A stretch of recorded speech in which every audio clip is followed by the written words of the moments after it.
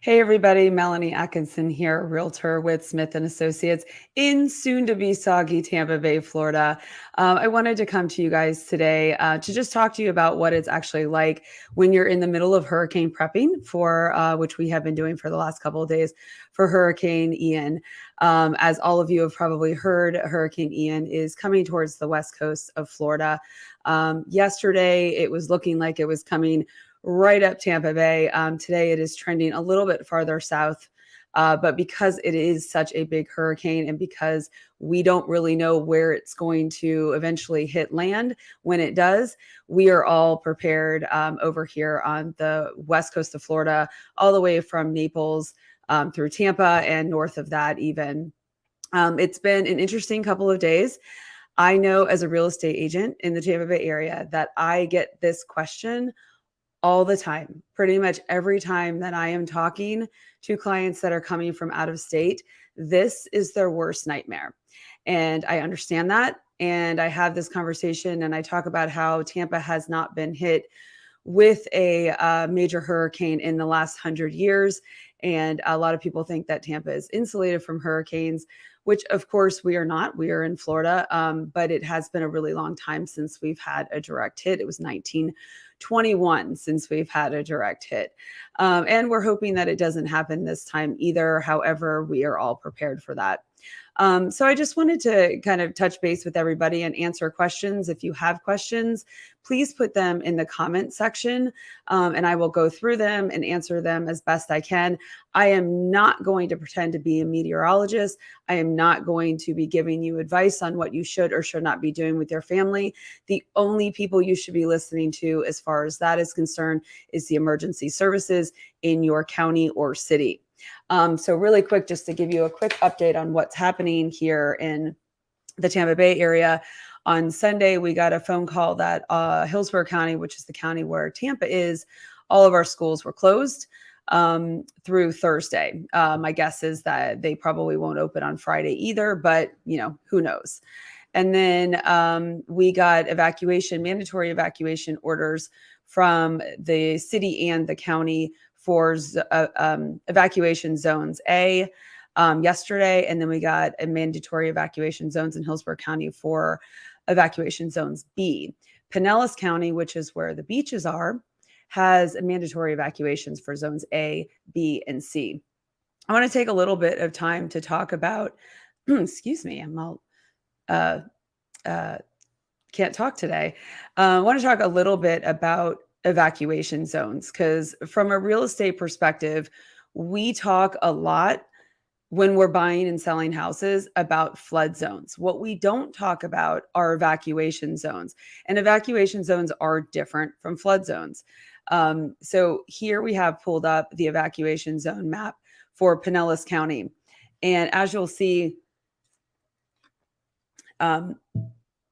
we have evacuation zone A, which is in the red, and then B, which is in the kind of orangish color, and then C, which is the yellow. So right now, those are the areas that have mandatory evacuations. What's a little bit harder to see because they're such small land masses are the beaches, which are that pretty much run the entire length of Pinellas County. Those are our barrier islands. That is where Clearwater Beaches, Treasure Island, St. Pete Beach, all of these wonderful places that you hear about that people want to live on. Treasure Island, where the cursor is right now, is where the ABC National News was reporting from yesterday. So that kind of tells you what the news was predicting for the path. So whenever you're looking at these maps, it's interesting because the zones typically go farther out than what you would think, especially evacuation zone C. That goes into some really, really heavily populated suburban areas. Like up here, we have evacuation zone C all the way up in the East Lake area, which you wouldn't necessarily think of whenever you're thinking of a hurricane because you think of the beaches and, St. Pete, which is down by the bottom. But what's interesting about the Oldsmar area and East Lake is that it is at the top of Tampa Bay, and Tampa Bay is a huge body of water where if we were having a storm surge could push straight up into those areas, which is why those are in evacuation zones. Now, they're not necessarily in flood zones all the time. So it is really, really important if you're thinking about moving to Florida, anywhere in this area or anywhere in Florida, that you pay attention to both flood zones, which are a big problem for insurance purposes, and your mortgages, but also evacuation zones. I can't even tell you how many people that I've talked to that did not know what their evacuation zone. And I got to tell you, I didn't even really know what my evacuation zone was at the start of this week. I thought I knew and I was right, but I was not sure. And that's not good, because obviously I live here. But evacuation zones just aren't something that we deal with all the time. So we are, trying to make sure that now when people are moving to Florida, that we pay attention a little bit more to evacuation zones. Karen, my assistant, and a lot of you have heard from her if you're have ever contacted us on our website. She evacuated up to northern central Florida to be with a family member up there and to get away. She is not necessarily in an evacuation zone. I believe she's a C. Karen, if you can confirm that for me. But if you want to get away and you want to feel safe, then that is what's been happening. But in general, with all the evacuations that have become mandatory in this area, there is a tremendous amount of people that are on the roads, that are trying to find places inland or to get out of town. Tampa International Airport is supposed to shut down at 5 o'clock. I know I brought a friend to the airport at 12, or actually it was about 10:30. They were going to a wedding in California. So I had to get them to the airport before it closed. And I do believe they got off. So that's nice. Yes, Karen is in the West Chase area and she is in Zone C. West Chase, which I talked to a lot of clients about actually, so we'll just touch on that for a quick second, is an interesting suburb. It's a really, really popular suburb, but it is kind of at that top of the Bay area, and runs from a Zone A to a Zone B to a Zone C, depending on which area you live in within West Chase. When I lived there personally, it was always confusing for people which zone they were in, even though they publicize that map every year in the World of West Chase magazine. Shout out to the World of West Chase magazine, which was a great magazine whenever I lived there. I'm not sure what's wrong with my voice. So anyway, that is what's going on. We are waiting for the 5 o'clock advisory from the National Hurricane Center, and that will give us the latest track information. If you were watching the news yesterday and you've been watching it today, you have seen that the track is going a little bit farther south now as far as where they're predicting the direct hit and the landfall to happen. So closer to Sarasota. And that is obviously better news for us. We don't wish it on anybody, any of our fellow West Coasters here. And I have a lot of family and friends in the Fort Myers and Naples and Sarasota areas. So we don't want that, but we obviously don't want it here either.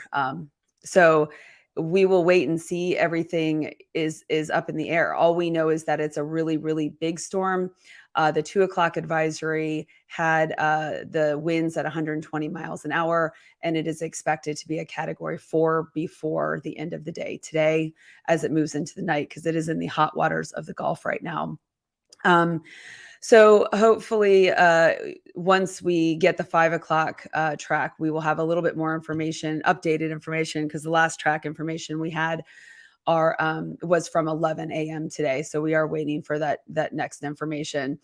Hi, Sherry. Thank you for chiming in. Moved into an apartment while we wait to buy a house so we can get to know the Tampa area before we buy. Yeah. No, that's what a lot of people do, whether they're moving here with hurricane threats or not. I talk about it in a lot of videos. Obviously, hurricane season runs from June through the end of November here in Florida, with September typically being the peak of our hurricane activity. We have seen hurricanes hit the West Coast, in later months as well. Hurricane Wilma, I believe, way back in the day, I think it was 2005, was a November storm. The 2000 or Irma was a September storm. So we really are on our toes during this time. However, this year has been really quiet in general. So, and a lot of times the storms that are threatening us are coming from the African coast, and they're going through the Atlantic and the Caribbean, and they kind of make their way up. And it's like we have 2 weeks to prepare. In all honesty, this one, although they were tracking it very early on in its development, feels like it came much faster than a lot of the ones that we're used to seeing. But that tends to happen whenever they're coming up from the Mexico area as opposed to coming from Africa. They obviously just have a lot less of area to get or to go through. The footage she's showing right now, producer Jen is here too and is going to chime in a little bit later. It's from yesterday. We just had normal storms yesterday. I can tell you at 4:11 today, it is absolutely whisper quiet outside. There's not a hint of wind. I know that we're supposed to be getting rain here pretty soon. That picture right there that you're seeing on the screen right now, that is actually a South Tampa drainage pond, very close to my house. If I have one fear, it's the fact that our low-lying areas, as much work as we put into storm drains and things like that, are very full in general. So if anything prohibits that water from going, through the drains the way that they're supposed to and going out into the water, then we could have a tremendous amount of water backup. That what we're seeing right now is an example of fabric hurricane shutters, and hurricane shutters come in a lot of different forms. We'll talk a little bit about that. Fun topic. Fabric shutters are easier to put up because they're not as heavy, and they don't, they're not as sharp. A lot of the metal shutters can be very, very sharp. This particular house is a one-story house, so they're definitely a little easier to put up. Whenever hurricane shutters, just so you know, if you're ever buying a house here, if your house comes with hurricane shutters, the way that the companies manufacture them is they actually install the hurricane shutters on your house and then take them off, label them all, have all the nuts and bolts and wing nuts and everything that you need in a package. And it's, essentially you're given a roadmap to your hurricane shutters, but the company has already put them on your windows. They know that they fit. Assuming you don't lose any of your panels or lose any of the hardware that goes with those panels, you should be able to put them up. Now, 2-story houses are a challenge. You have to have a tall ladder. If you happen to be missing any pieces, that's a challenge. I remember in 2017 when Hurricane Irma was threatening, it was one of the only times that I've seen Tampa area residents put up shutters. And in one of my neighborhoods that I lived in, So Karen, that 2 hours to install them, but it was your first time. Yeah, I mean, in 2 hours of your time isn't that big of a deal when it's all said and done. And then now you don't have to worry about anything. Do I think this hurricane will contribute to a drop in housing prices? I don't know if I can say for sure yet. It depends on where it goes. A lot of what happens with major damage in certain areas is that it tends to flood houses that are older. Remember that our beaches have a lot of older houses. The Pinellas County beaches were really designed and built for retirees. So you have a lot of smaller, modest houses that are on the water and were built at very low elevations. So obviously we don't want anyone's house to flood or anything like that, but the houses that have been taken down and have been built new tend to be built up higher with more strict construction code and with hurricane windows and things like that.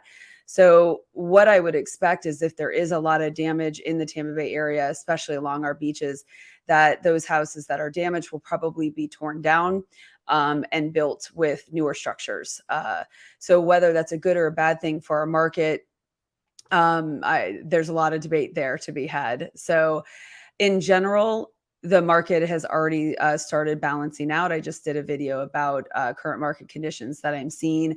August and September are typically our slowest months in general in Florida. If we're having a normal seasonal cycle. So that's not terribly unusual. It just hasn't been like that for the last 2 years.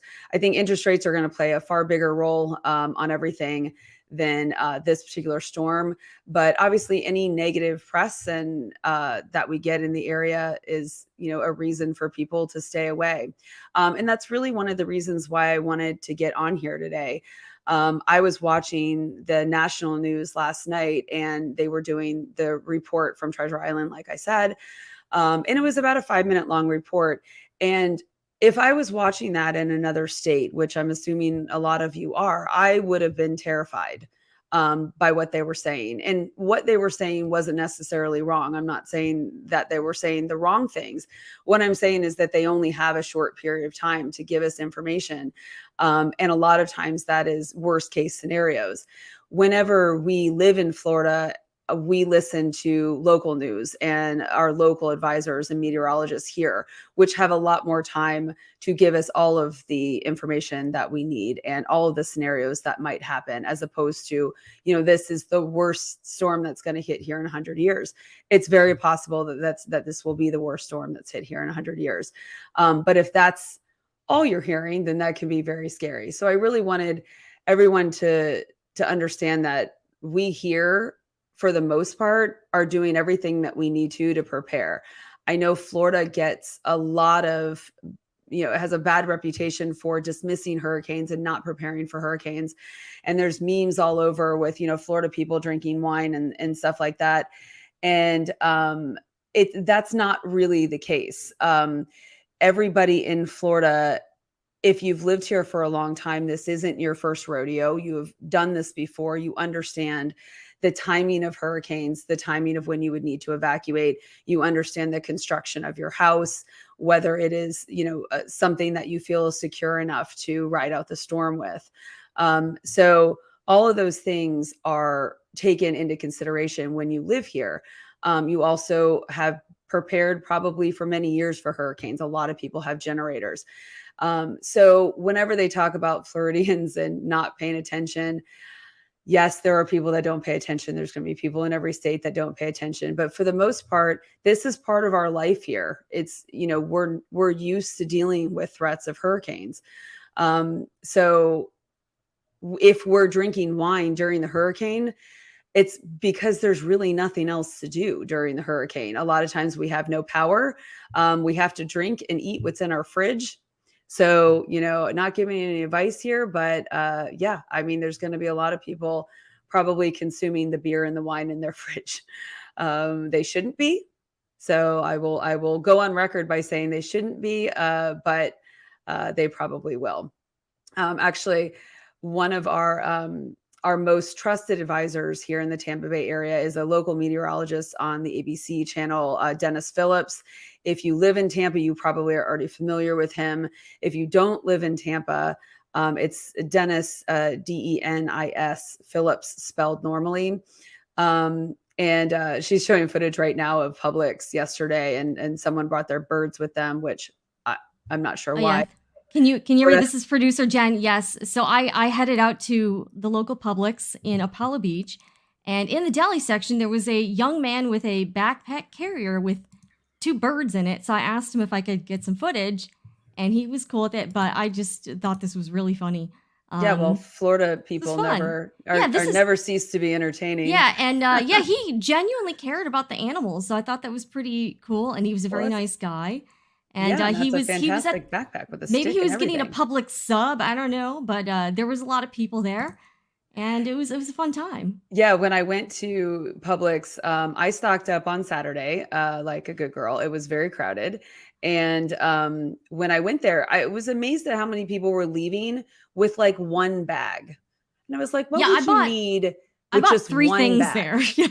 Okay, so you were one of those people. I was one of those people. I don't need cart. anything, and I don't understand the people that buy bottled water.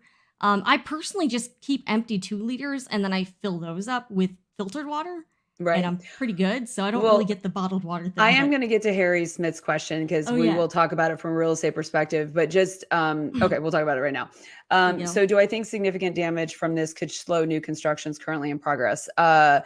Yes. of course, anything that is doing any damage to the houses that are currently under construction could slow the progress.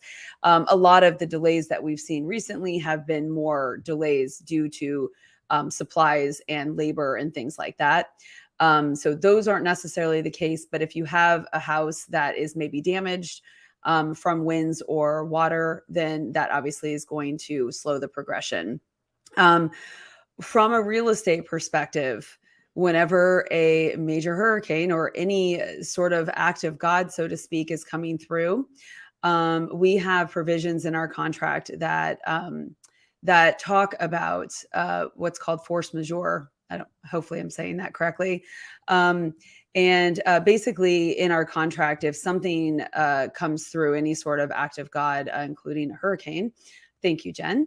This is part of the Florida as is FAR contract, and this is the force majeure part of it. And basically what it says is that if something comes and you can't close on your house for whatever reason, either because government offices are shut down, lenders are shut down, no one can do their work, or there is actual damage to the house, there are provisions in place for timing of how long this contract can be extended. But in general, it's between, the buyer and the seller. If they come together and come to an agreement of how, whatever house they're buying will be repaired.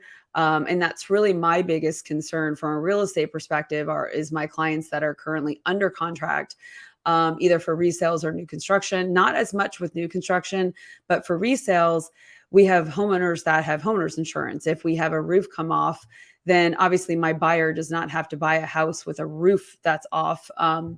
But that extends everything, and that it just makes everything more difficult. So we will be dealing with all of those cases on a case-by-case basis, really. And that's all I can really say from a real estate perspective, because it is very much on a case-by-case basis. So new construction in West La Chapel, a year plus. If we have any damage because of the storm, does the developer have any responsibilities? So new home construction companies have the insurance on that company.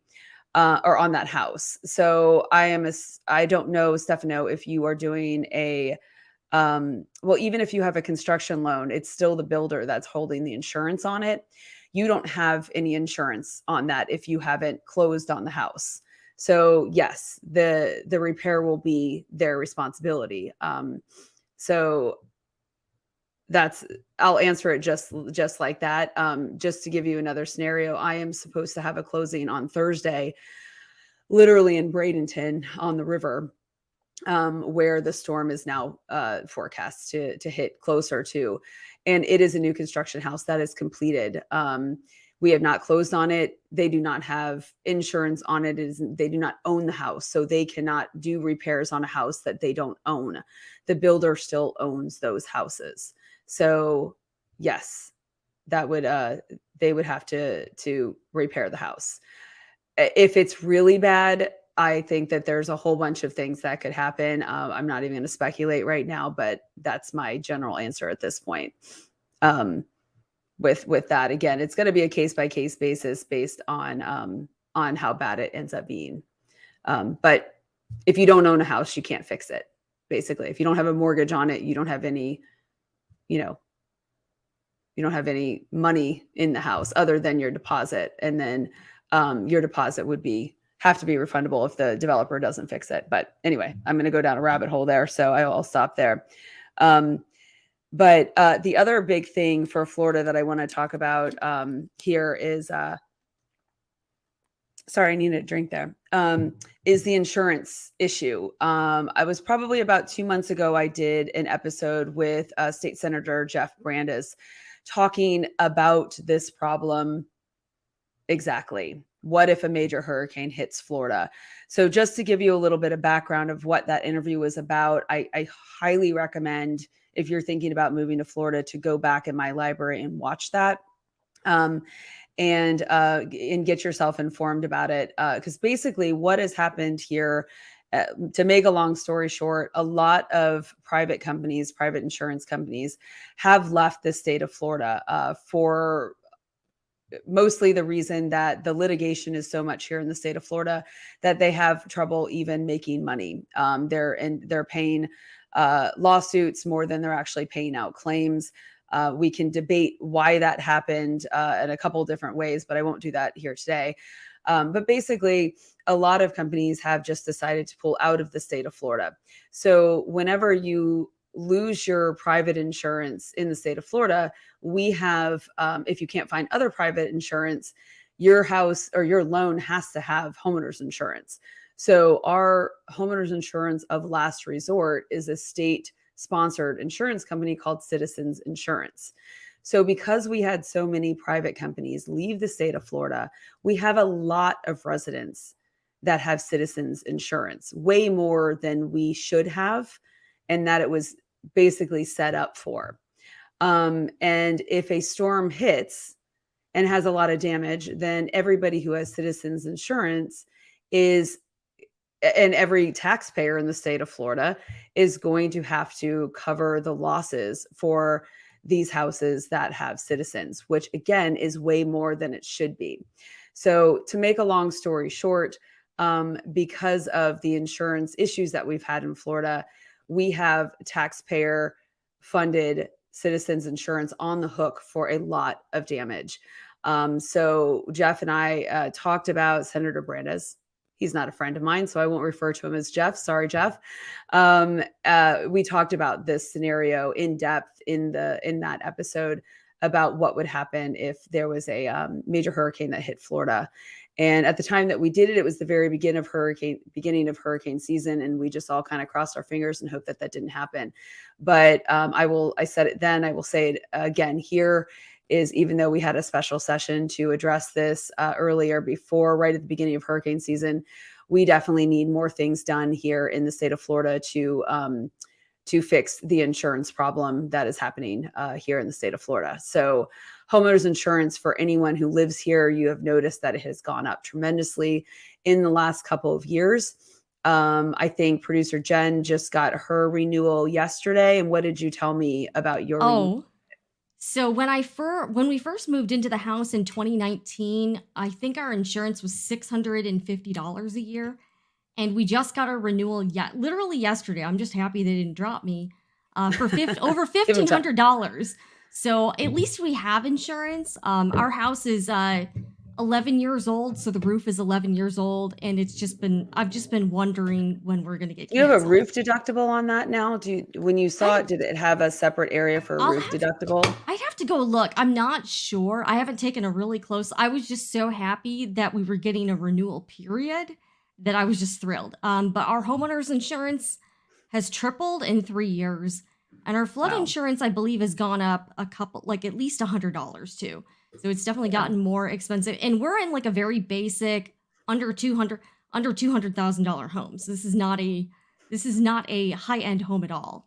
That's pretty crazy. Yeah. So one of the conversations that I have with my clients that are moving to the area all the time regarding homeowners insurance is that the newer the home, the lower the insurance tends to be. For obvious reasons, it's built with new construction code. Typically you have builder warranties that are associated with the house as well. So for kind of the first 10 years, it tends to be a little bit lower. So a lot of my clients do build new, partly because of those reasons, efficiency reasons as well, and partly because a lot of them want to live in the neighborhoods that is where new construction is. So it just kind of happens that a lot of them buy new construction. Those people right now are probably happy to be where they are versus clients that buy in older areas with older homes. And just touching on the Tampa area and the Pinellas County area, which is where Clearwater is. I said it a little bit before, but this area was really developed for retirees, back in the day in the early 1900s and the mid 1900s, and so you have a lot of these smaller homes. Elevation was not necessarily something that they were paying too much attention to. So whenever you see pictures of Florida houses, a lot of them are these like squatty, houses with somewhat flat roofs, and they're not very elevated. So if you're buying one of those older homes, you're at risk of, flooding more so because your house is just not elevated. When contractors are building houses now, depending on where they are, they have to elevate it a certain much. They have to elevate the systems, the AC units, the everything that is running the house has to be elevated. Your electric panels are elevated and things like that.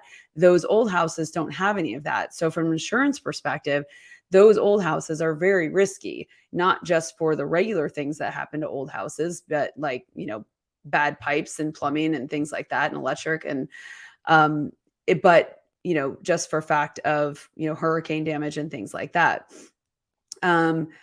Hi, Daniel. Thank you for loving the state of Florida. That's very sweet. How long will it take for electricity to be fully restored after the hurricane? A good question. It really depends on where you are. I am in South Tampa, and most of our power lines are above ground. When we went through Hurricane Irma in 2017, that was our biggest issue. I lost power, and I was out for about 5 days in my particular area. Or my street. And when I say my street, I mean my side of the street, because literally across the street, they had power. So it depends on which grid you're on.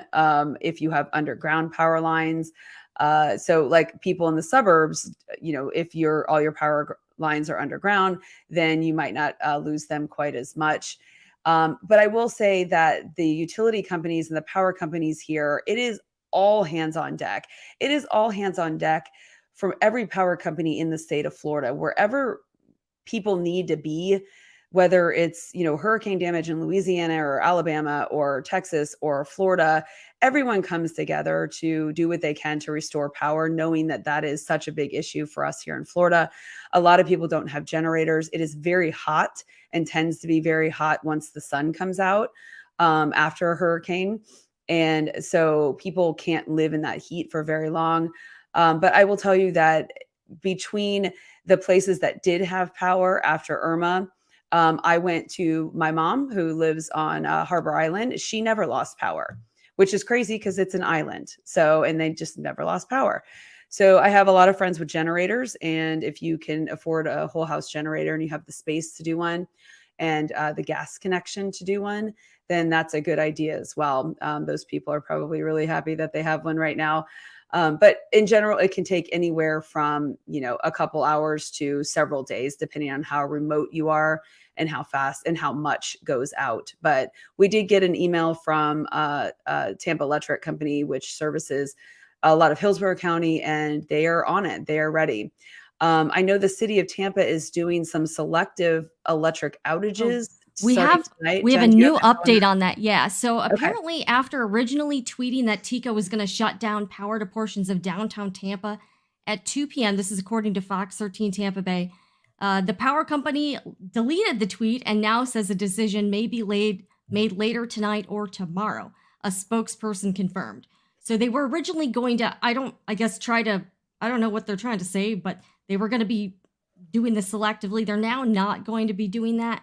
Also, officials in St. Pete are asking residents not to do unessential tasks with water. So I guess like no watering your lawn or like washing your car. Hopefully you're not doing that anyways. But seems like a reasonable ask. But they're asking you not to use water. And the other thing I did see officials say is that after the storm, they were asking residents to limit water usage just so that if there's going to be a lot of flooding, that would just add to the water. So they were trying to tell people, turn off your irrigation systems and try to use as, I guess, little water as you can, something like that. Yeah, I had heard earlier that they were going to be turning the power off around downtown Tampa near the Curtis Hickson Park area. And I wasn't sure exactly what area they were targeting. And then I had heard that Harbor Island, they might turn it off there too. I think that's probably was a controversial decision because there's probably a fair amount of people that haven't left.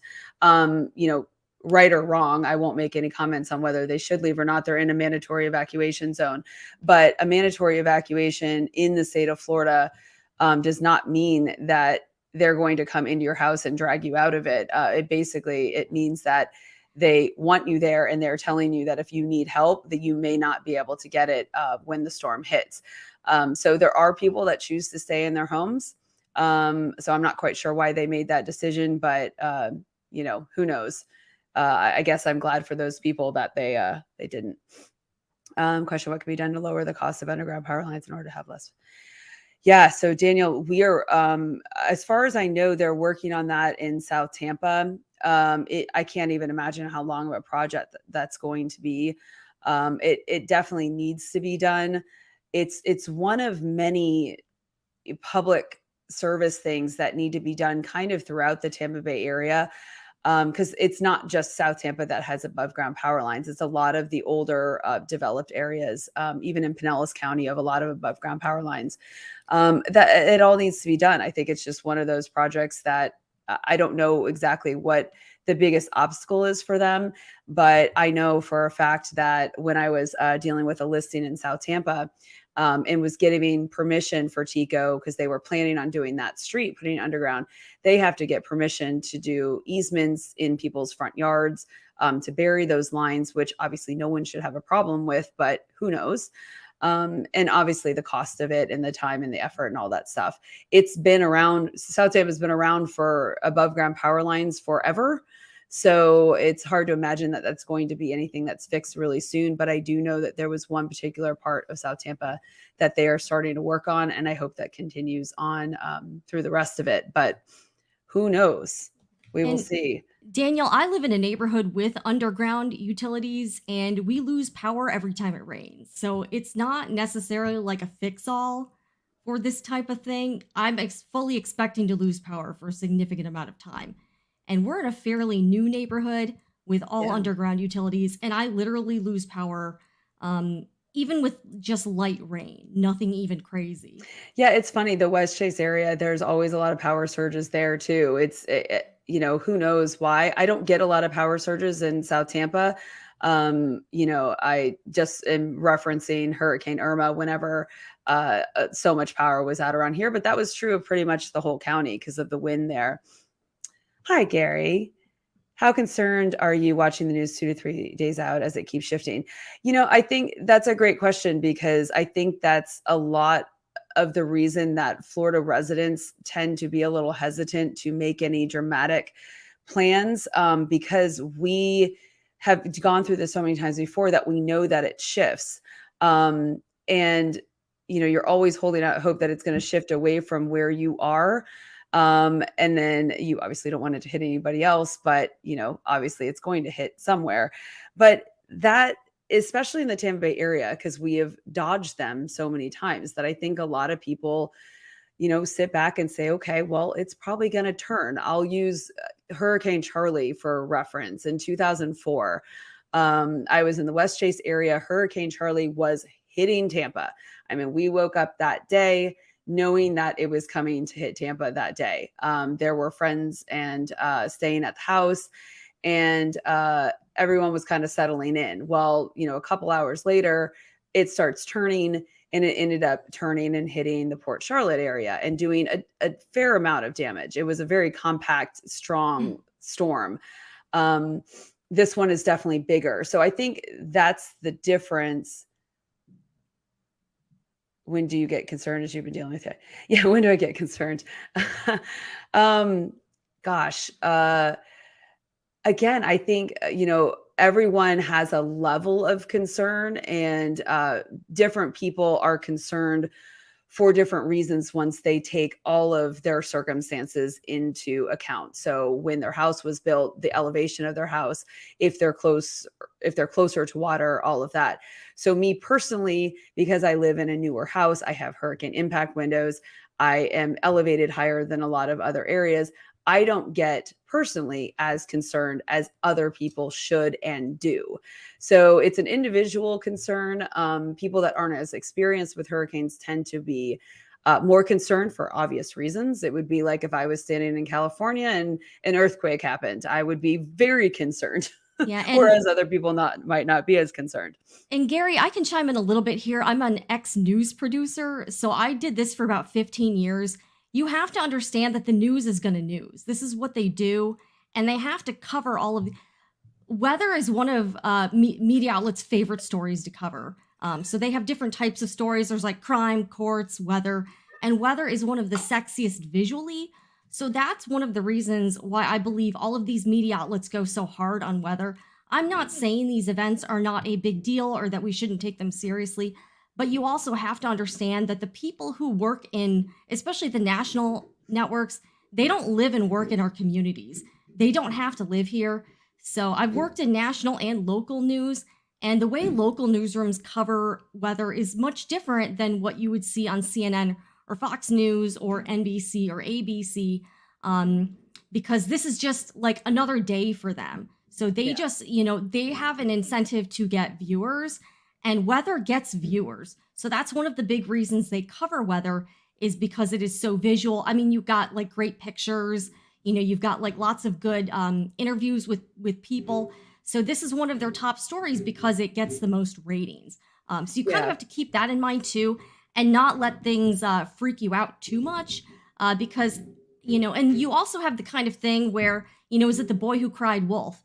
If every hurricane is going to be the end of the world and then it doesn't happen, you do get some residents, like we saw during Hurricane Katrina. That was one where you saw people who did not leave in time.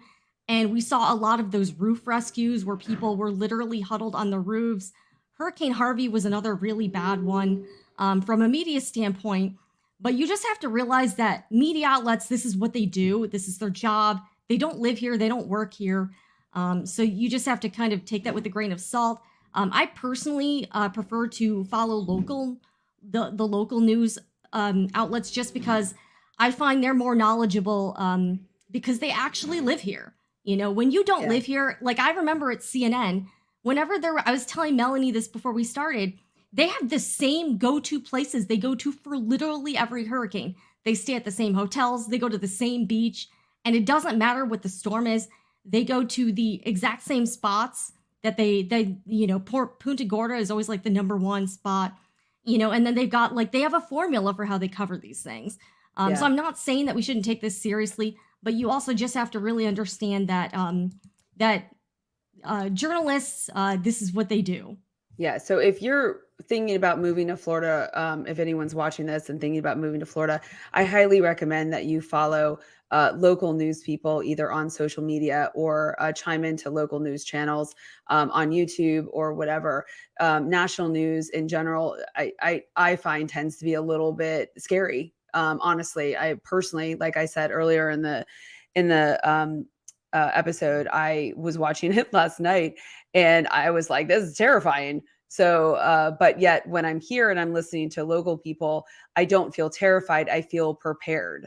Mike's weather page is another great one. I know Karen is a big fan of Mike's weather page, and and weather definitely dominates. I think that was a great line, Jen, that you said about weather being very sexy. I mean, the visuals of weather are phenomenal. And you have to realize that there's money involved here. So that drives a lot of this coverage, is money. It's also from a producer standpoint, it's very easy to cover hurricanes.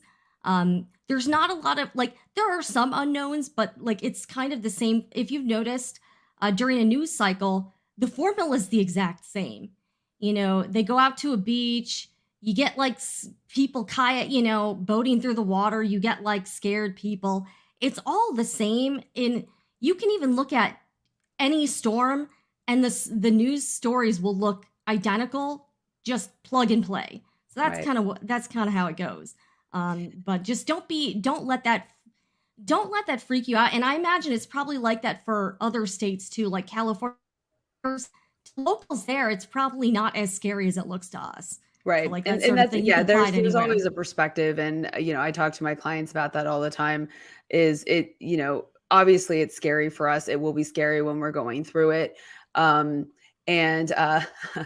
didn't even know what that meant, but okay. I don't know what that meant either. But it will be scary for us. Obviously, this storm, a lot of it's going to be coming through at night, which is always a harder time because we can't see anything, and it's very, very dark, especially if everybody loses power. So what we do to prepare if we're staying here during a hurricane is we follow the directions and we prepare accordingly. And some of the funny things that we yes, it's a Cat 4. It's gonna be a Cat 4 tonight. So yeah, it's what it is once it actually hits. We're not quite sure yet, but we should be getting the 5 o'clock update pretty soon. But we do some funny things to prepare. I guess funny is probably the wrong word, but some things that Should we people find some memes? don't. Memes? Some actual things that we do to prepare. We fill up our bathtubs with water to use because the power goes out first, and then sometimes we will lose water. I can tell you with Irma, I didn't lose water ever, so that was never a problem. And okay, yes, I hear For that what for reasons California. is it unsafe, David? Yeah, let's not talk. Let's not get into California politics right now. So, Oh my God.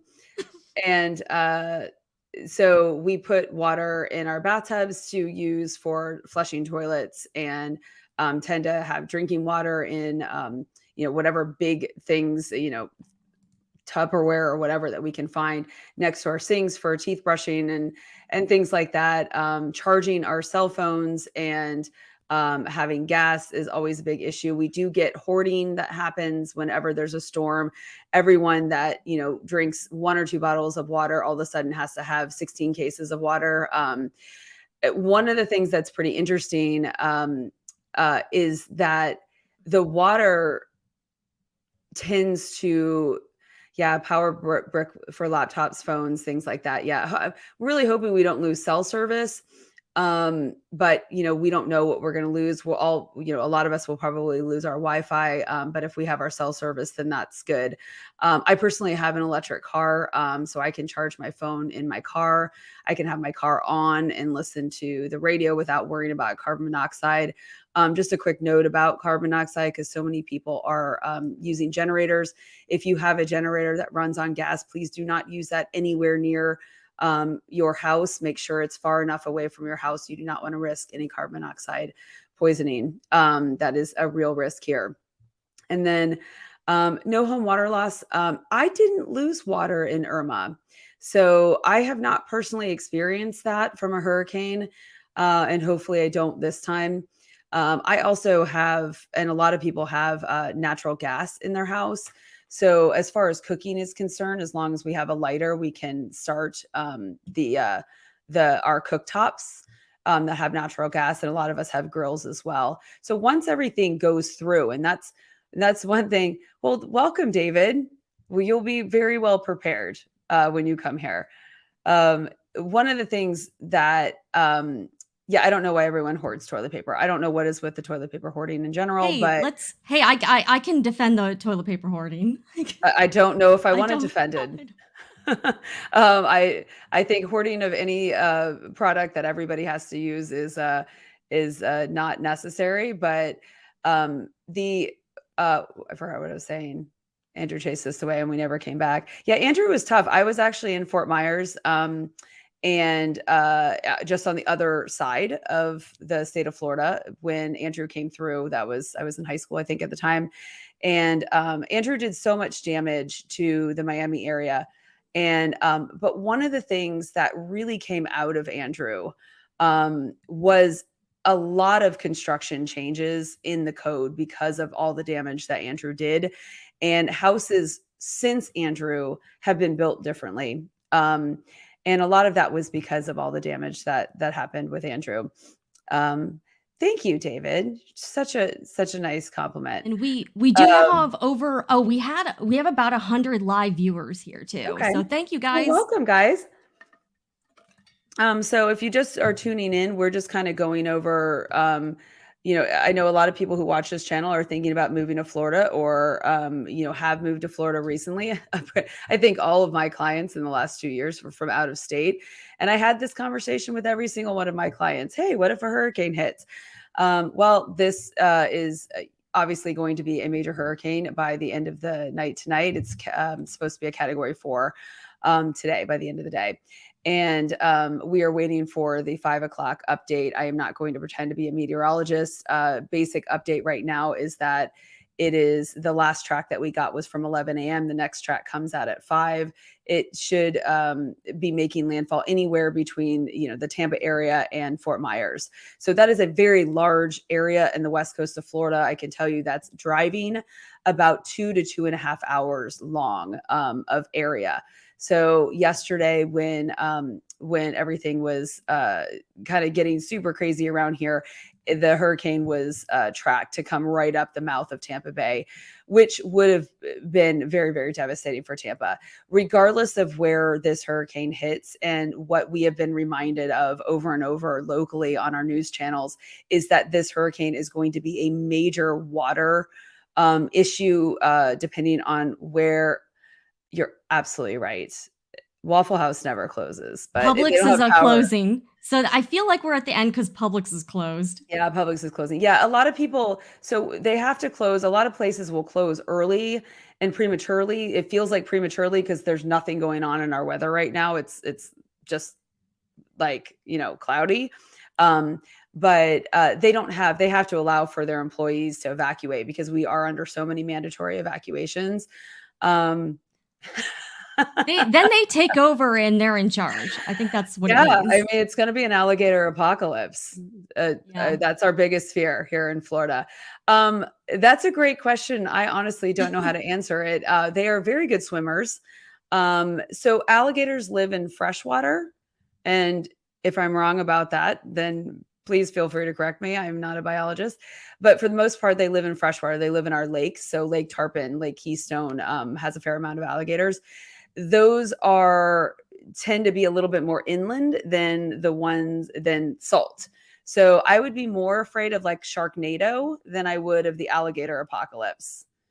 And that might be my favorite part of this entire live stream because there are a risk of tornadoes that come through in the bands. So just 30 seconds on Waffle House because it's my favorite.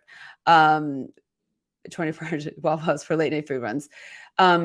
Yeah, I wholeheartedly agree. And I fully admit that I will eat Waffle House whenever it is available to me, and nothing makes me happier than their hash browns.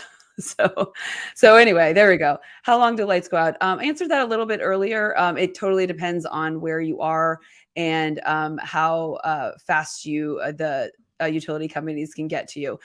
The more rural you are, obviously, the longer the power will usually stay out. But all hands are on deck for all the utility companies throughout the state of Florida.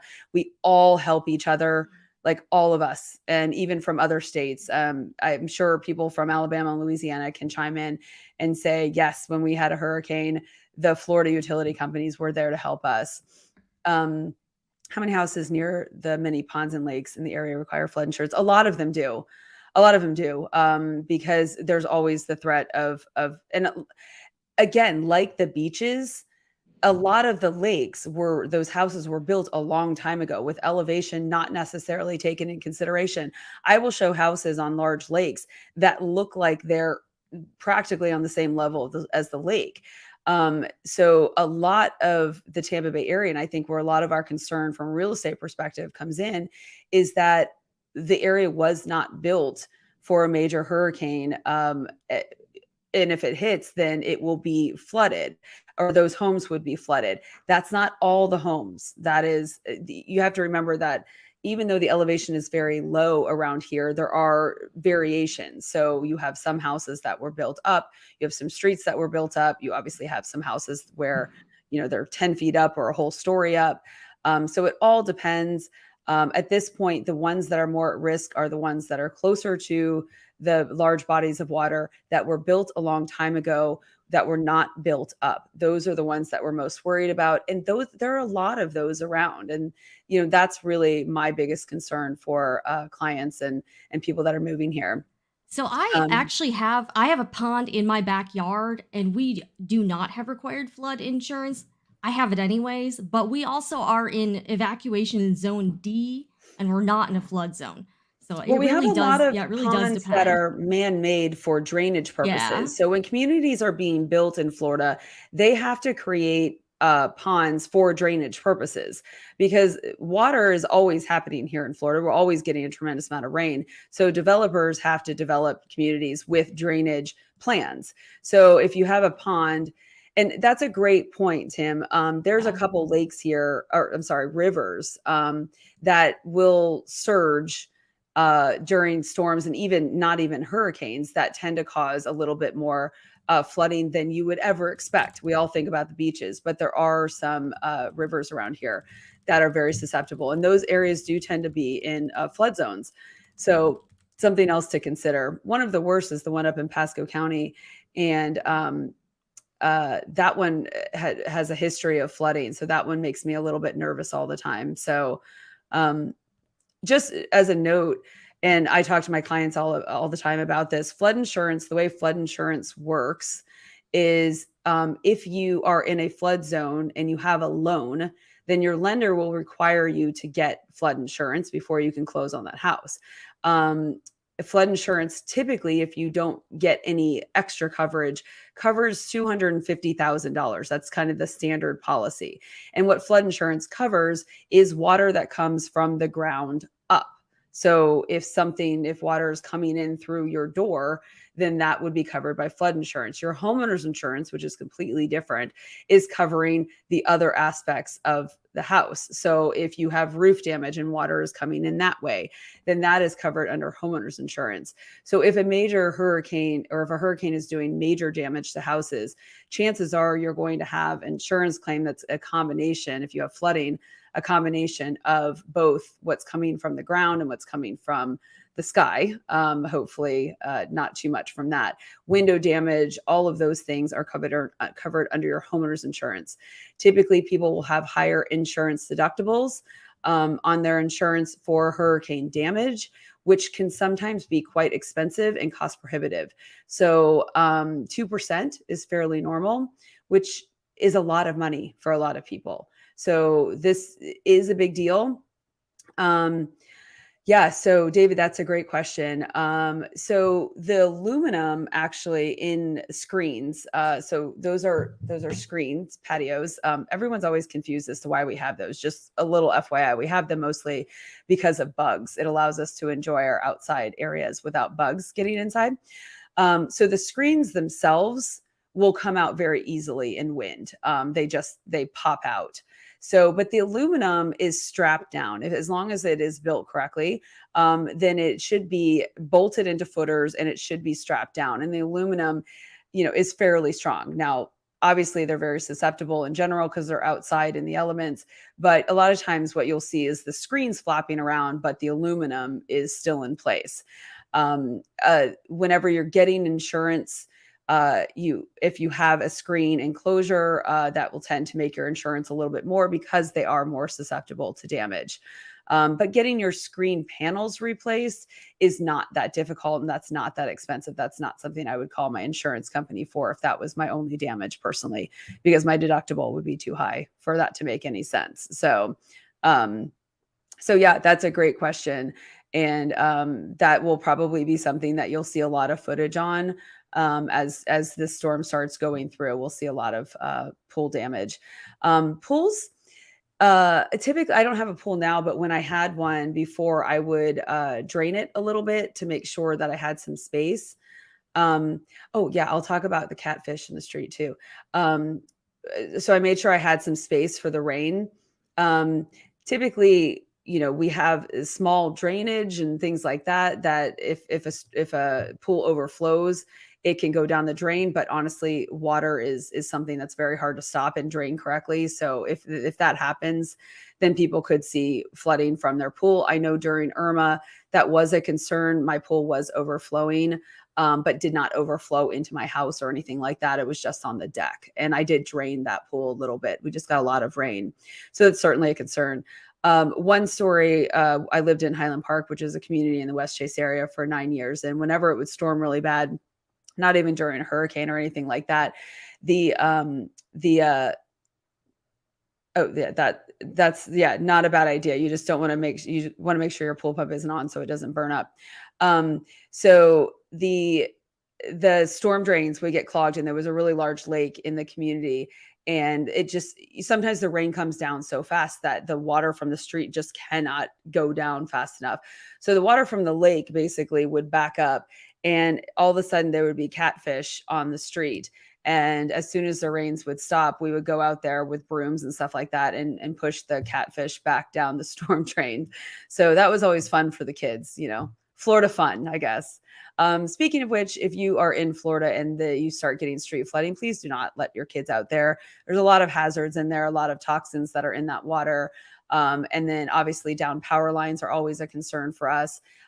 Just don't do it. Yeah. Don't, it looks cool when you see people going down the street and everything like that. That is not something that you want to do. If I step foot out there, I will be in rubber boots. And just so you know, as long as I have cell service, I will be posting on my Instagram story, any updates that I have, kind of real-time updates if anybody wants to. I think you should. I think you should be investigating this alligator situation, Melanie. I know. I think the alligator apocalypse and Sharknado is really, where we should go with this. Can we interview some alligators for maybe for the next vlog or something? I don't know. Maybe so. I feel like they wouldn't have much to say, but I think my husband just got home and I believe it sounds like he's putting up our hurricane shutters. I think. Oh, that's good. Never too late. That's good. Yeah, we hadn't done that up. Yesterday he was like, no. And yesterday she was like, oh yeah, it looks like it's going to hit closer to you, and so she wasn't worried. And but now it looks like it's going to hit a little closer. Now it's like a direct path from my house. Do we have anything on the 5 o'clock update yet? Let me check. Okay, right, just now. It's 5:01. Let's 5 o'clock p.m. advisory has shifted to the east again. This means the greatest risk for landfall has shifted south again. Oh. Dennis is on all night. Dennis Phillips. That's her. So that's what I'm reading. You're thinking too much about Denis, Melanie. No. Well, I was thinking, yeah, I know. See, now the track is looking like it's showing closer to Fort Myers. All right, I'm trying to find what website are you on? Let me see if I can grab it. Oh, and my husband has already said that if the street floods, he's going to go kayaking in the street. So maybe he'll be one of those. Well, if he's not stepping in it with then yes, but he might be those guys you see, paddling through the street or whatever. I don't know. Yeah, so I don't know if she can pull it up right now, but the latest track is showing this. It's exactly what Charlie did in 2004, which it makes my heart hurt because I have so many friends and family in Fort Myers. I don't want that to happen either. But by the way, Twitter has not been great for trying to get real-time updates here. Let's see here. Can we see that? This is not. That's. Oh, wait, I don't even know which way to move it. Where is that? Like an. Where that's. I'm on Facebook on Denis Phillips' Facebook page. Okay. Yeah. Oh wait, let me see. You know what? Let me look him up on Twitter. Let's see. I'm sure he's on Twitter. I mean, obviously, if that's the case, and we're still in the cone, and so again, when you live in Florida, you're looking at the cone, and it could go anywhere, or any place within that cone. As it gets closer to land, they're able to pinpoint a little bit better. But regardless of whether it hits us directly or not, it's a massive storm with a lot of wind and a lot of rain. So we are all prepared for, and it was similar with Irma. It was a massive storm that didn't hit us directly, that we thought was going to hit us directly. And we still ended up with, power outages and everything else. It was a giant pain. I said earlier, there we go. I didn't have power for 5 days. Yay, it's not going all right, it's not going through my house anymore. We're not allowed to say yay, but yay. All right. I'm just happy for me personally. That's all. Yeah, it's always a weird thing whenever you live here and you're not rooting for it to go other places because you don't want to hurt those people, but you are because you don't want it to be a major factor for your friends and family and everything. So I will be calling my dad. If my dad or anybody is watching, I will be calling you after this to chat with you about the fact that it now looks like it's going to hit you. So yeah, that Fort Myers area and Port Charlotte area just historically has been hit a lot more than the Tampa Bay area has. I mean, going back as far as we talked about Hurricane Charlie, which was supposed to hit Tampa, that turned and hit just north of Fort Myers, like the Port Charlotte, Punta Gorda area. And then Wilma in 2005 hit as well. Irma kind of skirted them the same way it skirted us. We had the threat of Ivan, I think that was 2005, that ended up going to the Panhandle, that didn't come to us. And, just touching back on the fact of, why do Floridians kind of, why do people think that Floridians ignore storms? Honestly, it's a lot of times they change tracks. So if you evacuate for a storm and then you're trying to get and nothing happens and you're trying to get back and you're dealing with the traffic of coming back and you do that 1 or 2 times, you start getting not as excited about doing that because you've lived through it before. Now, that is not advice, and that is not what I would tell you to do. Again, like I said at the beginning of this, you should always do what your emergency representatives are telling you to do. In Pinellas, Hillsborough, Manatee, Sarasota counties, it's all evacuation zones A's and B's. And then in Pinellas County, it's also evacuation zone C. So we'll see how that changes as the track is going a little bit farther south. But in the meantime, what I will tell you, surf on trash cans behind a Jeep. I would say my comment section is not doing a very good job of giving good adult advice, but I'm sure we will see video footage from somebody surfing on a trash can behind a Jeep. I mean, So, this is Florida. Florida. You already know there's going to be stuff like that. Just we already going know into that. this. Yeah. So my husband had a question that I think you might be able to answer. It's about insurance. If you don't put up your storm shutters and then you get storm damage, can the insurance company deny your claim if you didn't take precautions? Yeah, I would love to be able to answer that question with a lot of think? surety. I'm not going to because I don't want to say Okay. anything wrong. Do you I do you think that's a possibility? I advise my clients that Okay. if you have storm shutters and you are getting discounts because you Hmm. have storm shutters, then the expectation is that you are to put them up. Okay. As a homeowner, you're supposed to mitigate, further damage. So if that is a really important thing. I sent an email out to all of my clients, and that was the very first thing that I said. If you have storm shutters, please put them up. It is a giant pain to put them up. I Yeah. totally get that. But you have a 1-story house, Yeah. so you should be able to get them up pretty quickly. Any chance that Ocala, Marion Oaks will be hit hard in any way? I'm not a meteorologist, so I'm not gonna say. It doesn't look like it right now. But just keep watching local news and local weather and see if there's any shifts in the track. If the track shifts north, like it's shifted south all day, who knows? Then it's possible that Ocala could see a little bit more. Ocala is very central and a lot further north of here. And to Tim, I believe they are going to be closing the bridges. I heard Governor DeSantis talk about that in one of his earlier press conferences, that they will be closing all the bridges. And then after the storm moves through, they have to inspect the bridges to make sure they still have enough integrity to drive on. Yeah. So if you've never been to Tampa, the bridges here, you have the Skyway Bridge, which is a very photographed bridge. It's very pretty suspension bridge. They shut down that one a lot just for high winds. So that one is regularly shut down for high winds. And then some of our large, really, really long bridges. We have 3 of them: the Courtney Campbell, the Howard Franklin, which is I-275, and the Gandy. Especially the Howard Franklin has some really low parts, like the entrance or the first part and the last part are really, really low, almost confusingly low. Because if you're ever on it when there's a big storm coming on, you think, how in the world would this ever not just get water all over it? We are in the process of doing a massive renovation of the Howard Franklin Bridge. I don't know the exact specs of what it's going to look like, or if they're going to keep those lower parts there, but it has always been a concern of mine. And I will choose other bridges if I can, but more than anything, as I said to a friend in Pinellas County yesterday, even if you're not in a evacuation zone in Pinellas County, it's harder to get over here. I like being on the mainland of Florida. So Pinellas County is its own little peninsula. So at least I don't have to cross any bridges. And yes, in Pinellas County, you can go north and then you can go around like the Oldsmar area. You don't have to go across any bridges. But still, those people in the south, that's quite a trek to get up there, especially if everyone's trying to do that. But yeah, I mean, we're on a peninsula, and then Pinellas County is a peninsula, and then South Tampa is a peninsula. So, and keep in mind that at the very tip of South Tampa is MacDill Air Force Base, which is a really important Air Force base in general. So that is susceptible. And it is, because it is the very bottom of it, it is essentially the first thing that gets hit if a storm were to come directly up Tampa Bay, which hopefully that is not going to happen now that we're looking at the latest tracks, but we don't know. So yes, the bridges will close, and some people will not be able to get out of Pinellas County without going that north route at some point. I know TIA is now closed, Tampa International Airport. So that's where you work, totally closed right now. Okay, good.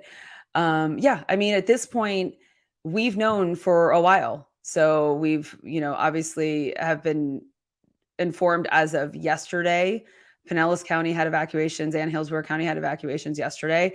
So at this point, everyone should be ready to just kind of hunker down. I haven't heard that in a long time. Jen, do you remember who was that? Don Gurmays that used to always say hunker down. Yeah, Don Gurmays. He is Don retired. Gurmays. I believe he's retired He is now. retired. He should get out Yeah. for, this I'm local sure reporting. he's probably doing something. I'm sure he's not totally done. I worked with him briefly. Yeah. He is very good at what he does. Yeah, he was great. Yeah. So 2004, 2005 here in the Tampa area, it was like every 2 weeks we had a tropical storm coming through or a threat of something. It was an exhausting hurricane season, and that was really his heyday. And he came up with the phrase hunker down, and he would say it and everyone would say it. I think there were t-shirts and shirts and all sorts of swag made. But we did really well during those years, considering how much. Denis Phillips has some sort of Etsy shop where he sells rule number 7. Rule number 7 gear or something. Yes. If anyone's looking for hurricane swag, you can look up Denis Phillips' Etsy shop. He does do a really good job. Just a quick reminder for anyone who's just watching now. If you really want good updates on the storm, please watch local news either on YouTube or, Twitter or something like that. And not necessarily the national news. The local news knows what they're doing. And they know this area better than the national news people do. So they tend not to be as alarming, and tend to give a little bit more realistic point of view of what's going on. So in general, we are fine right now here in the Tampa Bay area. Everybody has heeded the advice, or not everybody, but most people have heeded the advice of our emergency services and have evacuated or have put plans in place for their house. I can tell you personally, I have tons of food. I will be eating a tremendous amount of chips and cereal, and hopefully I can make some of my things on my gas stove at some point. But always healthy eating. I have taken my insurance policies. If you're in Florida, you should always print out your declaration page of your insurance policy and any information that you have on your flood insurance policy, put it in a Ziploc bag. I have 2 stories, so it is on my second story. Just to make sure. These are some quick tips from insurance perspective from Maria, the insurance person that I have a couple videos with.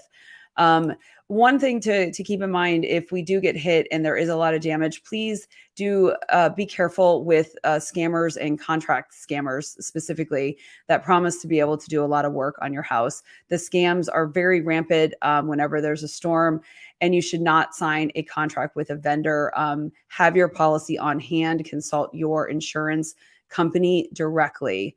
And then there's Maria has a lot of other things on there. We're not really going to get into that because I assume a lot of people that are watching this are from Florida and they know what they're supposed to be doing. And everybody else that's watching this is just curious as to, kind of what we're seeing here and what we're doing here to prepare. I'm sitting in my office and there's absolutely no rain going on outside, but I'm sure that will change. So like I said, I'm glad that we were on to get the 5 o'clock update.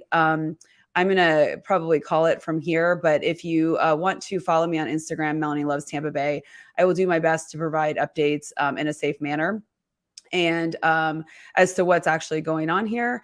And if we can, for some reason, do another live one, if we don't lose Wi-Fi, if Jen and I don't lose Wi-Fi, then we'd be happy to get back on and do this again. But this has been really fun. I thank everybody for reaching out with all of their thoughts and prayers for all of us here in Florida and for any of my clients that are watching. Please be safe and touch base with me if you can. It's hard for me to reach out to each and every one of you, but if you have my phone number in your phone, please let me know where you are and what you're doing. That would make me feel a lot better. So, but thank you guys for watching and caring about us, and we'll give you some updates. With love, Melanie.